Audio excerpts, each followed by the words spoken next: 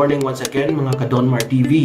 This is our second video for the day. Ang pag-uusapan po natin ay tungkol kina Risa Hontiveros at VP Leni. Si VP Leni ay nag-attend ng ceremony ng Independence Day at si Pangulong Duterte ay ika-apat ng hindi uma-attend ng ceremonial ng Independence Day. Kaya issue ito ngayon. Binanatan ito ni Banatbay pati si Risa Hontiveros. Pakinggan po natin ang mga banat ni Banatbay and don't forget to subscribe to my channel Donmar TV and also subscribe Banatbay's YouTube channel. Panoorin natin ang video and mag-comment down below. Ito na, pinaka-epalite ko. Karen Davila, pantasya ng bayan. Kailan pa naging pantasya ng bayan yun? Baka pantasya lang yan sa ABS-CBN. Baka lang, tatanong lang. Politiko. Bakit to? O ito, di ba, meron pa dito nagmamalaki. Keso nag-skip daw si Pangulong Duterte ng 3 beses na dito sa sa ating itong sa Independence Day. Kaya ito syempre, umeksena na naman itong si Leni Robredo. Talagang kailangan umepal talaga no. Pero sige, okay. Pero ganito lang yan. Alam nyo, si Pangulong Duterte kasi, alam nyo, una, kahit noon pa hindi pa huyan sanay sa mga pictorial ceremony. Inis po dyan si Pangulong Duterte kahit nung panahon ng Davao. Kung hindi naman kailangan yung inauguration ng gupit ribbon, wala nang inauguration, mga ganyan-ganyan. Hindi usanay ang ating Pangulo sa mga ganyan-ganyan. Ayaw niya as much as possible. Kung wala naman siyang kailangang i-convince ng mga negosyante, hindi niya na ginagawa yan. Ganyan si Pangulong Duterte. Ito ngayon, itong Vice President natin na walang ginawa ko, hindi pumapel, gumawa ng eksena, siyempre, tuwan-tuwa. Siyempre, atat na ito maging Pangulo Pusta ko sa inyo, papuputol ko daliri ko. Kung ito hindi ko mandidato na susunod na mas mataas na level, Ito nga tapos kesyo, meron pa siyang meron pang 750 pack meals to locally stranded individuals. Pinagmalaki pa, Tapos tuwan-tuwa siya, nagmalaki. Alam mo, ito lang yan, Nung una, nagpatulong ako sa isang may ugnayan sa DOTR. Sabi ko, Brad, gusto ko ding tumulong dito sa yung mga nandun sa airport. Mga nagsasabi, di umano, na OFW daw. Ang istorya pala niyan, sabi niya, Brad, tinanong ko na sa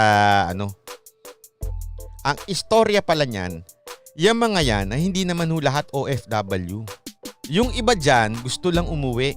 Nagbabaka sakali lang kaya pumupunta sa airport kasi keso may nagsabi daw sa kanila na merong pauwi. May nanloko sa kanila.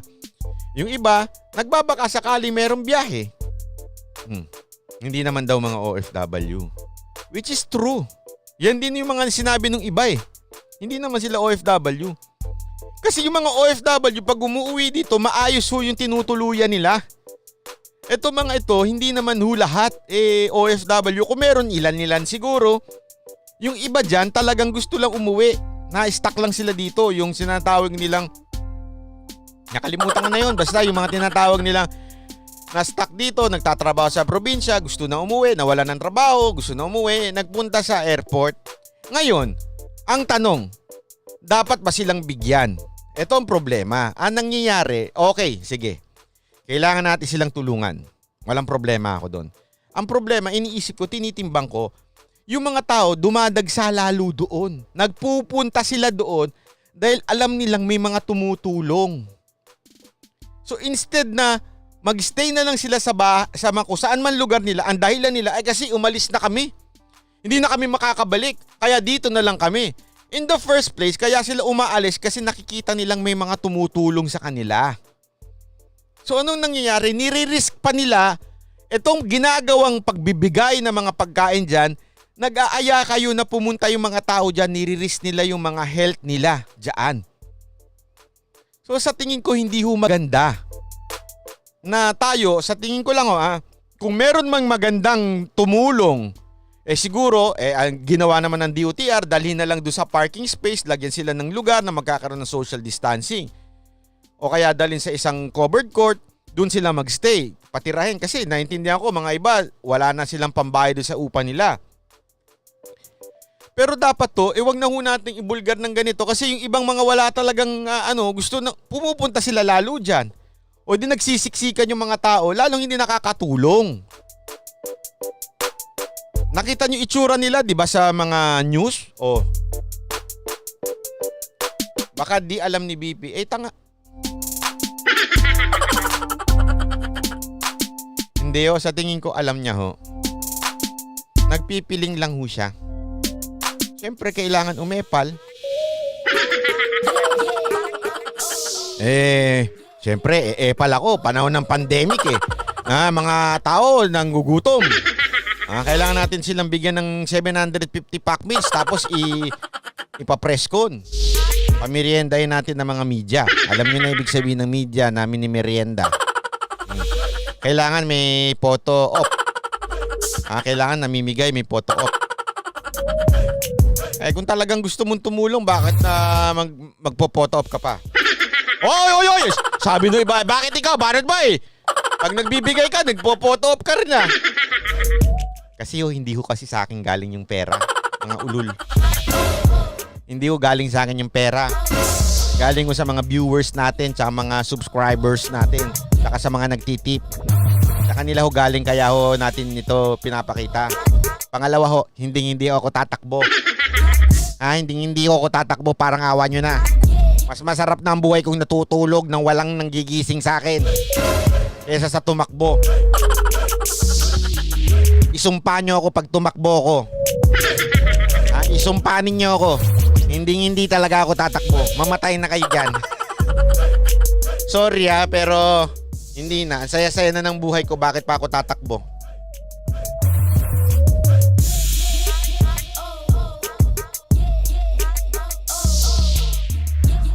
Locally stranded individual. Yan daw ang tawag. Salamat po.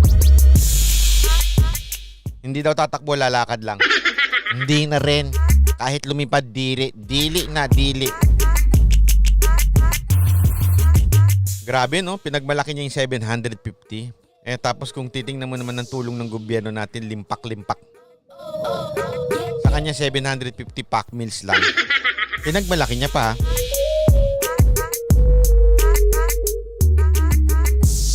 Sabi ni Hopper the Explorer, sama ako sa vlog mo kahit talaga kuha ng camera. Ay talaga? Go. Hit natin yan. Sa Tuesday, mag-grocery na ho tayo kasama yung pagbibigyan natin, ha? Bandang Maynila. Bandang hapon, ayokong gumising na maaga. Dahil hanggang umaga ay gising ako. Oo nga, pag tumakbo daw ako, pagpapawisan ako. Yun na nga, ayoko nga tumakbo Grabe, ano kaya laman doon sa package meal? Tinapay? Diyo, pandesal. Baka may pandesal. Ayun na nga, ito pa. Ito. Tapusin na natin to, ha? Ito, tanga. Ay! Ito. Wala ako sinabi, ha? Ayun talaga. Ito na. Sign the petition for China to move out and pay up now. Here change, pay up China. Ipaglaban natin ng Pilipinas laban sa panghihimasok ng China. Ipaglaban natin ang mga Pilipinong nagugutom, nagkakasakit at isinasantabi. Ate, ang dami yung nabigyan. Bakit hindi ako kayo nabigyan? Hindi tayo lubos na malaya at hanggang ang bawat isa sa atin ay malaya. Ha? Hindi tayo lubos na malaya hanggang ang bawat isa sa atin ay malaya. Oy, Fritz Tansang, salamat sa $2. Sir Banat, hello from Sacramento, California. Ito lang yung paulit-ulit na binabanggit itong mga propaganda. Ginagamit na naman nila yung tagutom. Talaga namang may tagutom . Kailan man nawalan ng tagutom? Kahit nga ibang bansa, kahit nga mayayamang bansa, may tagutom eh. Lagi na lang yung ginagamit yung mga tagutom. Kung tumulong ko na lang, di ba? Kamusta na ho ba yung yung sa PhilHealth? Baka pwede nyo itulong ho yun. Yung mga taga-PhilHealth, kausapin nyo po. Wala akong sinasabi Sinasabi ko lang, baka pwede nyo kausapin yung mga taga-PhilHealth. Kasi malamang nandiyan galing kayo dyan baka may kilala pa ho kayo. Wala akong sinasabi Parang ang gulo ng sinasabi niya, no? Ang gulo. You have seen the video, so anong masasabi niyo sa mga banat ni Banat Bay tungkol dito? Don't forget to subscribe to my channel and also Banat Bay's YouTube channel. Hanggang sa next video, have a great day everyone.